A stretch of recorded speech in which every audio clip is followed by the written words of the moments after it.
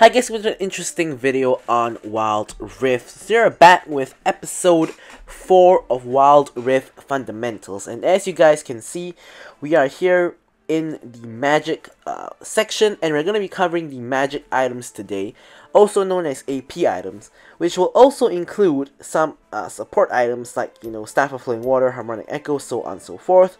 But we'll all just cover that in due time. So just for context, I'm recording this one day after patch 2.4b is released. So there have been some changes yesterday in 2.4b, which we will cover later on. So the first item we have is Luden's Echo, recently getting buffed in 2.4b. So yes, 85 ability power, 300 max mana, and 20 ability haste, as well as a passive where when you move, you build up stacks, sort of like how you build up energized stacks and momentum. So you build up Discord this time, and when you reach 100, your next Empowered attack or your next spell will actually deal AoE splash damage. So it's sort of like a static shiv for mages. So it will deal AoE splash damage. Now this is normally a first item option for a lot of poke mages, like for example Ahri and Ziggs normally build this as a first item. This is normally not built as like any later than the first item. Normally this is built as a first item. So next we have the Morellonomicon. It gives health and 70 AP, as well as 15 magic penetration. Now what its main use is normally it's for the Grievous Wounds. As you guys can see, 40% Grievous Wounds. If they're less than 50% health, it goes to 60% Grievous Wounds. So normally this is built as like a last item or a second last item, completed as a last or second last item. But normally you go for the Oblivion Orb as like an early item, which will just give 40% Grievous Wounds if you need the Grievous Wounds for that particular match. So Morellonomicon normally only completed in the very late stages of the game. And next we have the Void Staff, 70 AP and 40% magic penetration. So this is sort of like how Youmuu's versus the Moral Reminder. So this is 15 flat magic penetration, whereas this is 40% magic penetration. So this is normally built as one of your later items. It may not necessarily be your last or second last item. It sometimes can even be your third item, but generally it's generally your fourth item or fifth item in general. At the later stages of the game where tanks have a lot of AP already and you need this to shred through the AP, generally one of the last few items that you will build. It's the only percentage magic penetration item that mages have, so you got to go for this item in the late stages of the game if the enemy team have a lot of magic defense. Now Rabadon's Death Cap, the most expensive item in the game outside of the Triforce. Actually, it's Triforce more expensive. Let's take a quick look. Actually, yes, Triforce is more expensive by 33 gold. So this is the item that gives the highest AP, is 120 AP. But it also increases your AP by 40%. So this is not just a 120 AP, it's 120 AP plus 40% more AP. So that is a lot of AP. Now this is, in general, it's either a third item option for mages after they build their 2 core items. Either that, or it's like a first item after building like some other item component. For example, Akali goes for Haunting Guise and then builds Rabadon's Death Cap. Haunting Guise is this item. Then she goes straight into Rabadon's Death Cap. Other mages, like for example Fizz and Evelynn, sometimes even rush it as their first item, even though they both have other first item options like Lich Bane for both of them, and for Evelynn she can also go for Oblivion Orb. But sometimes you just want to rush the injection of AP, which will make a huge difference to your damage, so sometimes you even rush it as your first item. But generally you don't build it any later than your third item. Generally you build 2 core items and then Rabadon's Death Cap just for the injection of AP, unless you need the Void Staff early at your third item. Then Rabadon's Death Cap becomes your fourth item. Basically every single mage that wants to do damage will be building a Rabadon's Death Cap. It's pretty much you'll find it in every single build. Now Rylai's Crystal Scepter is a little bit more of a niche item. Not too many mages build it, but some do, like Galio or Singed also builds it for the slow. Its main purpose is the slow. It gives health as well as some AP, but its main purpose is for the slow. So damaging active abilities and empowered attacks slow enemies by 20% for 1 second. So it's sort of like the Icy passive from the Serelda's Grudge into an AP item. So this is it's just for a lot of utility, but honestly, as I said, not too many people, not too many mages will actually build the Rylai's Crystal Scepter, but a lot of people do build Liandry's Torment, at least before the nerf in 2.4b. So, it gives health and ability power, but the main part that's important is, for each second you're in combat, you deal 1.2% more damage, which is kept at 6% for the next 5 seconds. So this automatically increases your damage by 6%. It used to be 10%, but it is now 6%. And the other one is a kind of a tank shredding ability. Damaging abilities and empowered attacks deal 1% of an enemy's max health as bonus magic damage over 3 seconds. And the damage is doubled if they're slowed or immobilized. So basically it causes a burn that deals 1% of their max HP. And if you combine it with any CC, or there is a Rylai's Liandry's combo where you get a slow from the Rylai's and you double the damage of the burn on the Liandry's. So of course there's also a minor component, the Haunting Guise, which gives health and ability power as well. Of course less than the Liandry's Torment, but it gets the entire Madness passive. So for some champions like Akali, as previously mentioned, that do not actually really need the burn, and they want it more for the Madness passive to increase their damage, they actually rush Haunting Guise as their first item, or just build Haunting Guise and do not complete Liandry's until the later stages of the game. So Rod of Ages is honestly only built as a first item because you got to give time for it to stack up. It gives 250 health, 60 AP, and 300 mana, which seems pretty underwhelming, especially for this price. However, it has some passives. The first one is its Eternity passive. So it restores mana equal to 15% of damage taken from champions, and regens health equal to 20% of mana spent, and kept at 25 health per cast. So basically, when you take damage, you will restore mana. And when you spend mana, you will regen health, is basically the two parts of this passive. Once again, this could be a little bit confusing. When you take damage, you will restore your mana. So it kind of solves a bit of the mana issues that some mages have. And when you spend mana, like when you cast your spells, you will restore health, which you are going to do anyway. But the other part is Veteran. Each stack provides 20 health, 10 mana, and 6 AP, stacking at a rate of 1 every 30 seconds, maxing out at 10 stacks. So this basically means you get 2 stacks per minute, so it takes 5 minutes to fully stack up this item. So to even get this item, normally you get it roughly like about 4 minutes into the game, and to fully stack it you need about 9 minutes into the game, assuming you bought it before 4 minutes. So you always go for this as a first item. If you go for it any later, it's not worth it because it takes too long to stack. And the stacks overall provide 200 health, 100 mana, and 60 AP. So if you combine this with the base stats you already get, this becomes a very goal efficient item. However, it does of course take time to stack up, which is why you go for it the first item. Now Lichbane, 10 ability haste and 80 AP, as well as 5% movement speed. So it has the Spellblade passive, same story as the Trinity Force, where using an ability causes your next attack to deal bonus magic damage, which scales with both your AP and your physical damage. So really useful for for casters who also auto attack. For example, Twisted Fate. When you lock in like your any of your cards and you auto attack, that counts as using a spell and then auto attacking. Or for champions who can apply on-hit effects like Fizz and Evelynn, they will want to opt into a Lichbane.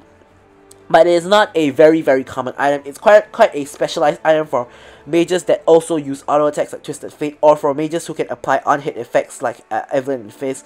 But by and large, is not a very common item. Next we have the Archangel's Staff, which is the tier item for mages. So of course, you start off with your Sapphire Crystal, which stacks 5 stacks per ability cast, and then you move on to your tier, which stacks 7 stacks per ability cast, also giving mana, ability haste, and refunding your mana spent. Then you finally move on to your Archangel Staff, which overall gives you 35 AP, 500 max mana, and 25 ability haste. A lot of stats that you would want, and you get ability power equal to 1% of your max mana, and refunds 25% of your mana spent. And of course, every time you cast a spell, you get 15 stacks, capping off at 700 stacks. So eventually, you will evolve it into a Seraph's Embrace, which gives you a new passive, which is the Lifeline passive. That damage that puts you below 35% health consumes 15% of your current mana to grant a shield that's equivalent to 150. So basically, it's a sort of like a defensive ability with the Lifeline, but the main use of the Archangel Staff is for mana-hungry mages, something like an Orianna, who will consume a lot of mana if you do not have the Archangel Staff. So normally you buy a tier first and you upgrade it to an Archangel Staff after you get like 1 or 2 core items. Normally you do not upgrade it immediately because it gives not too good stats, because it also needs to stack, and even when it does, it doesn't really increase your damage, unlike the Mana Mew, which actually does increase your damage. So it's only completed a little bit later on. Next we have the Gnasher's Tooth, which gives 50% attack speed, 70 AP, and 25 ability haste, and and all your attacks will deal bonus magic damage that scales with your AP. So this item is mainly built on magic damage champions which also auto attack. Something like a Diana. Diana loves to build Gnashers too, because she goes in and she needs to auto attack to proc her passive, and she just auto attacks. And it's also built on Twisted Fate sometimes, because he sometimes wants to auto attack faster as well. Although it's most useful on Diana, honestly, not too many people in Wild Rift actually build Gnashers too, so it's a really underused item because there are not a lot of auto attack focused mages in Wild Rift at the moment. And I'm going to leave the support items to last. So next we go for Hextech Gunblade. So it gives both AD and AP, as well as both magic vamp and physical vamp. So it's sort of like for characters who want to do mixed damage. So it also has ability with a 30-second cooldown where hitting an enemy champion with an attack or ability deals some magic damage, scaling with AP, and slows them for 40% for 2 seconds.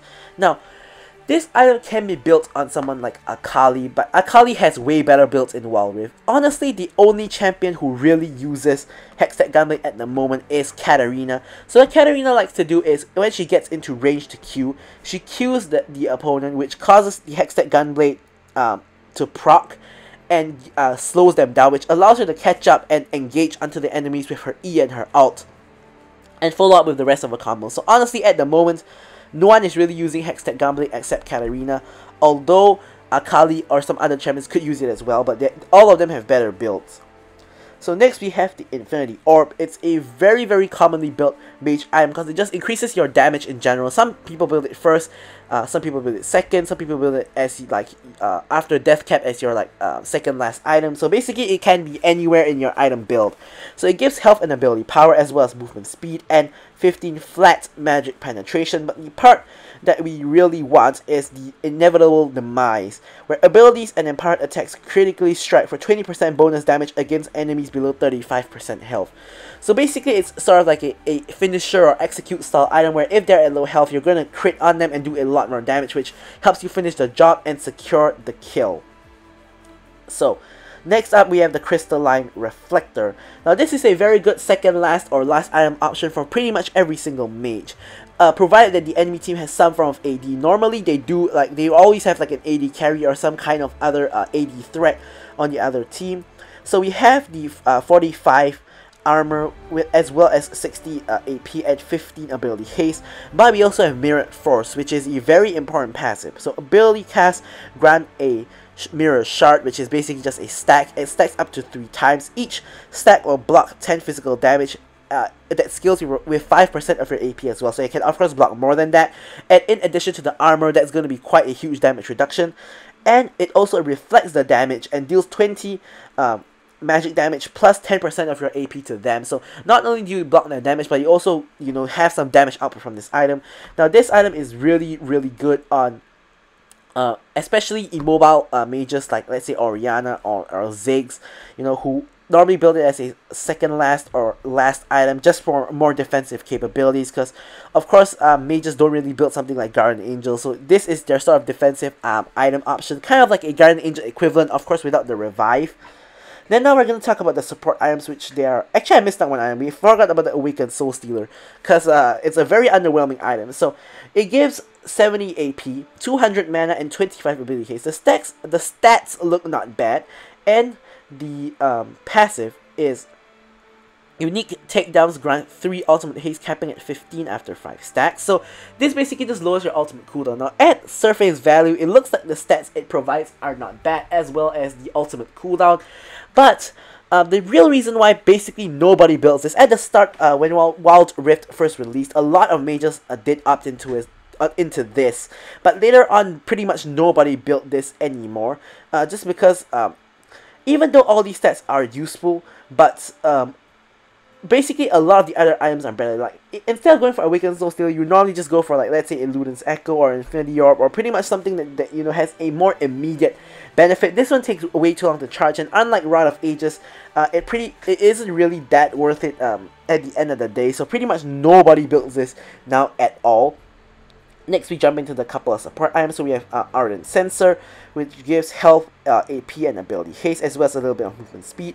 But the main part is when you heal or shield an ally, both you and them gain attack speed, and your attacks will deal bonus magic damage. So mostly it's just for supports to give attack speed to their allies, mostly for enchanter supports to give attack speed to their allies. Of course, this is normally built as a first item. Your other first item option is Harmonic Echo. So normally between Ardent Censer and Harmonic Echo, one is a first item, one is a second item for enchanter supports. Harmonic Echo gives also AP max mana and ability haste, and when you move you also get stacks. So this is another one of those items where you have to stack up to 100 stacks. When you reach up to 100 stacks, your next healing or shielding ability that you cast on an ally, you cannot self-cast the ability, will restore 70 health, which scales with your AP, to you, your target, and up to 3 nearby allied champions. Now you are included in the 3 nearby allied champions, so it's you, your target, and like 2 other people. And next we have Staff of Flowing Water, which is sort of the AP counterpart to Ardent Censer. It gives 65 AP, which is quite a lot of AP for a support item, considering that these actually they do actually get about the same amount. So you do get 65 AP, 350 mana, and 20 ability haste. Honestly, all of these get like pretty much the same stats, except Ardent Censer gives health. So healing or shielding an ally will grant both you and your ally 20 ability haste, which is a large amount, as well as 20 to 40 ability power for 4 seconds. So you get a burst of ability haste and ability power for a short duration after you cast your healing and shielding. So this is a very good item for both yourself and your AP ally. So you normally build this as a third item, because normally you have like an AP mid laner or some AP on your team. This will help when you support them, and it will also help you, of course, because when you get ability haste, you can use your healing and shielding abilities more often, so you can overall support your allies even better. And of course, support items normally scale with AP as well, so this also gives an injection of AP, so it's really useful. And the last item we have is Athene's Unholy Grail, which gives 55 ability power, 40 magic resist, and 10 ability haste. Now, something interesting to note is that this is really the only magic item that gives magic resist. There's no there's no Hex Drinker, there's no Moth Malmodius, there's no Wit's End kind of equivalent on the magic damage side of things. So the only magic resist item you have is like a support item. So this is its passive is Blood Price. It stores 35% of pre-mitigation damage dealt to champion as blood, and capped at 110 to 250. Healing or shielding ally consumes the blood to heal them for an equal value. So basically, essentially all that this really does is it basically just based on the amount of damage output that you have, you can heal or shield your ally for more based on that value. Essentially, if you guys understand what I'm saying. So basically, the more damage that you do, the more healing and shielding power you will have on your next healing and shielding ability because of this passive. So you give them a bigger heal or a bigger shield. Like, regardless of how low your damage output is, you're still going to be doing more damage. You're still going to be healing or shielding more compared if you didn't have this item. So basically, this item is just an increased healing and shielding. Normally, you go for this after you've gone for the Ardent Censer, Harmonic Echoes, and the Staff of Flowing Water, because this one is a little bit less important. Unless you're playing a very, very high damage support, like for example Lux. Lux sometimes goes for this as like a first item because she does a lot of high base damage, so she can really benefit from this item a lot. So with that, we actually have covered all of the magic items. So thank you guys for watching the video, and goodbye.